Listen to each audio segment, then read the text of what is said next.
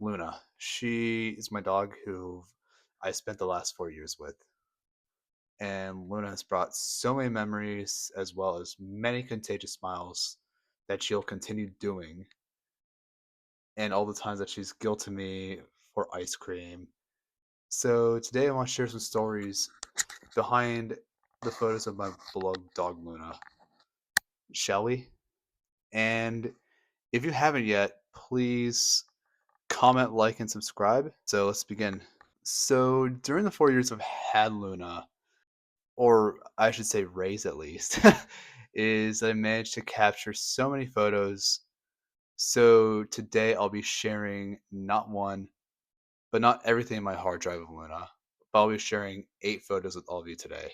So in the first photo is simply of Luna sleeping on the couch on a cold March morning from about a year ago, and I always wonder what she thinks about while she's sleeping. But comment on telling me what she's thinking about. Besides that, I also like the light of this photo, which gives it a lot more warmth of a feeling and the simplicity with all of the toys around her, and maybe the ambience of the sofa and the coloring of her coat.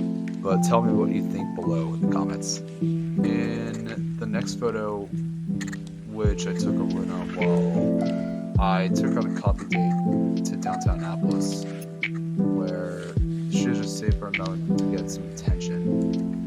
And well, honestly, some of these are just the hardest to take, as Luna's kind of camera shy, but Luna's so photogenic that with her smile, I still took this photo. And don't worry, she does get compensated for it.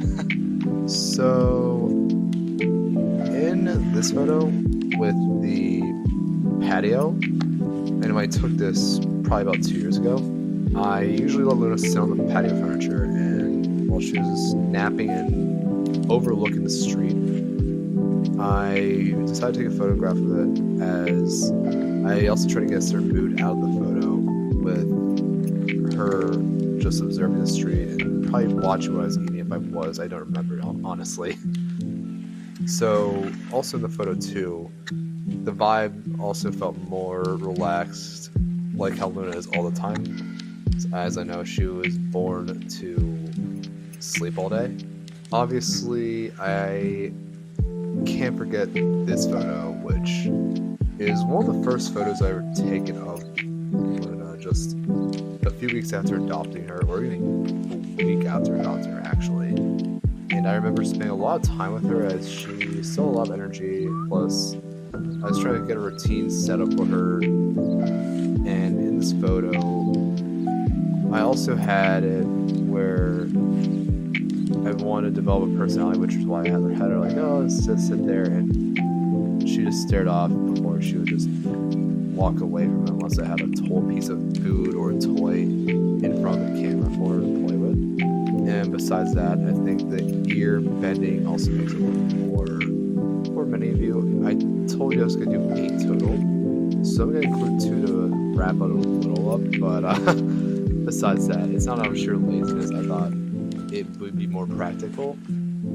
And there are 2 photos of Luna that I took on a warm afternoon in September, maybe about a month after I adopted her. Most of these were just, she was a bit resistant taking photos of me taking photos of her out in public.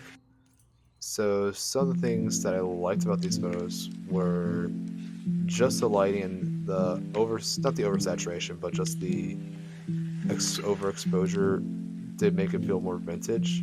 And despite this is also after adopting her, which I had to add on again. So in this photo of Luna, as we continue, I was able to get her to actually smile in front of the camera, and maybe that was because my friend was holding onto her leash. So the story behind this was a friend of mine would invite me to Rock Creek Park in BC to go hiking, which this is like a 2-time tradition so far at the time during the pandemic, and this is when everything started to open back up, which Luna's smile kind of brightened up the world even more. So to tell you in the end of it, Luna did have a blast.